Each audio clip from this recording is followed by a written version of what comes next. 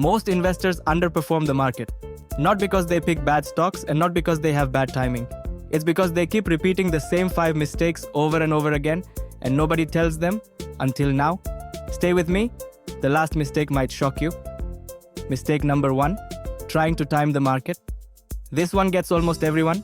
You see the market drop, you panic, you pull your money out, you wait for the right moment to get back in, and by the time you feel safe, you've already missed the recovery.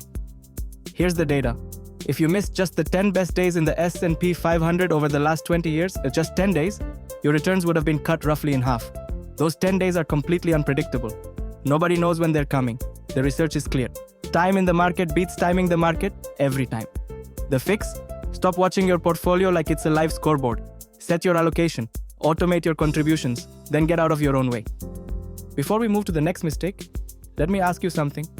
How many of these are you already recognizing? Keep a mental count. We're only at number 1. Mistake number 2, panic selling during dips. This is the emotional cousin of mistake number 1.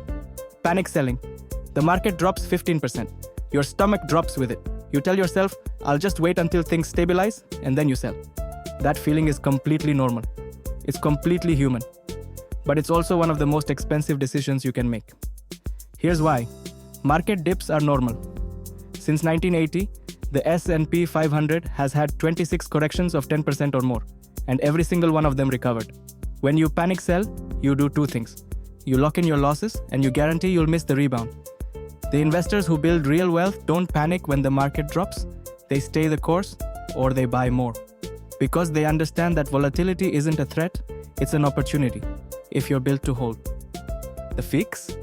Before you invest a single dollar, decide in advance what your plan is during a downturn.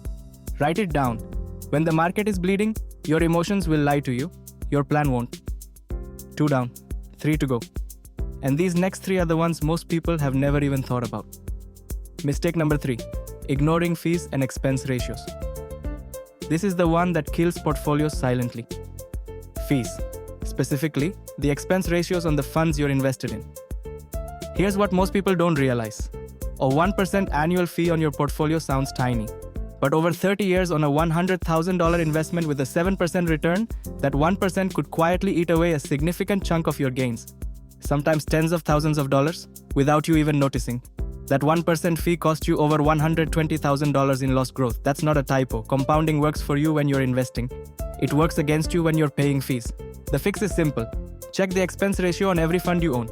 Low-cost index funds, like Vanguard's VOO or Fidelity's Z, ERO funds, have expense ratios under 0.05%.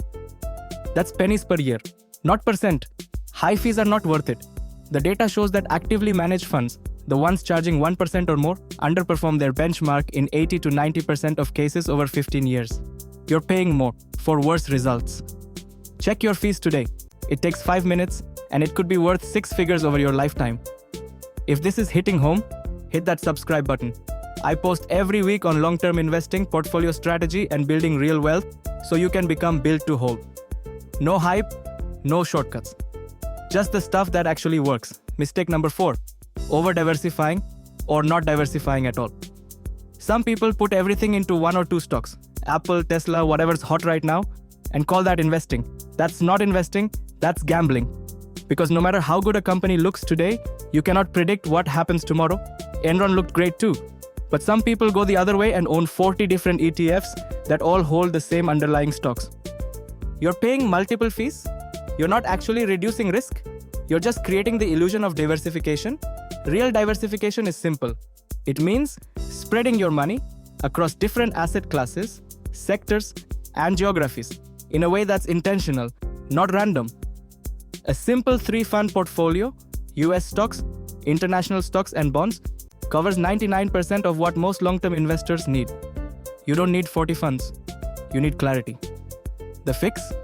Look at your holdings. Ask yourself, if one of these sectors collapses, does my entire portfolio collapse with it? If the answer is yes, you need to rebalance. One more. And I saved this one for last, because it's the most common mistake of all and it's the one people feel the most shame about. Mistake number 5.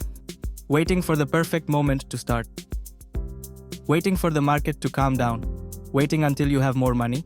Waiting until you understand everything perfectly. Waiting until after the election. Waiting until rates drop. Waiting. I get it. Investing feels risky when you're new. But here's what the math actually says. There was a study that compared 5 different investors who all invested $2,000 a year for 20 years. One invested at the perfect time every year, the absolute market low.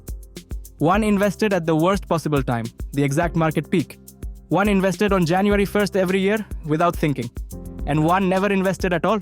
You know what the difference was between perfect timing and just showing up on January 1st? Less than 1% difference in total returns. The person who waited, they finished dead last by a massive margin. Time in the market. Not timing the market. Starting imperfectly is infinitely better than starting never. The fix? Start with what you have.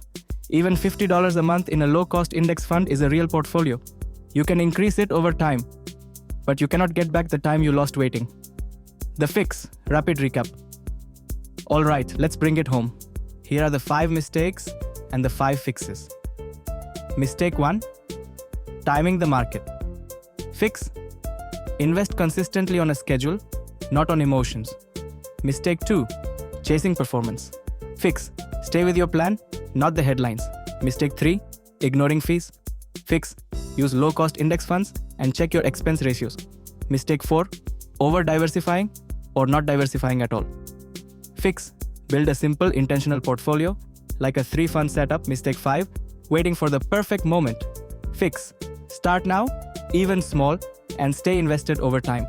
Starting small but smart beats waiting for perfect every single time. And that's how you build real, long-term wealth. Build to hold. Fix. Stay invested. Automate. Ignore the noise. Mistake 2. Panic selling. Fix. Write your plan before the dip happens, then stick to it. Mistake 3. Ignoring fees. Fix. Check your expense ratios today. Target under 0.1%. Mistake 4. Bad diversification. Fix. 3-fund portfolio. Intentional, not random. Mistake 5. Waiting. Fix. Start now with whatever you have. Imperfect beats never. If you made it this far, you're already ahead of most investors because most people know these mistakes exist. They just don't fix them. Next week, I'm breaking down index funds, why they beat 90% of professional fund managers, and how to actually pick the right ones for your portfolio. Subscribe so you don't miss it. And if you caught yourself in one of these 5 mistakes, drop the number in the comments. I read every single one. I'm Ganesh. This is Built to Hold. See you next week.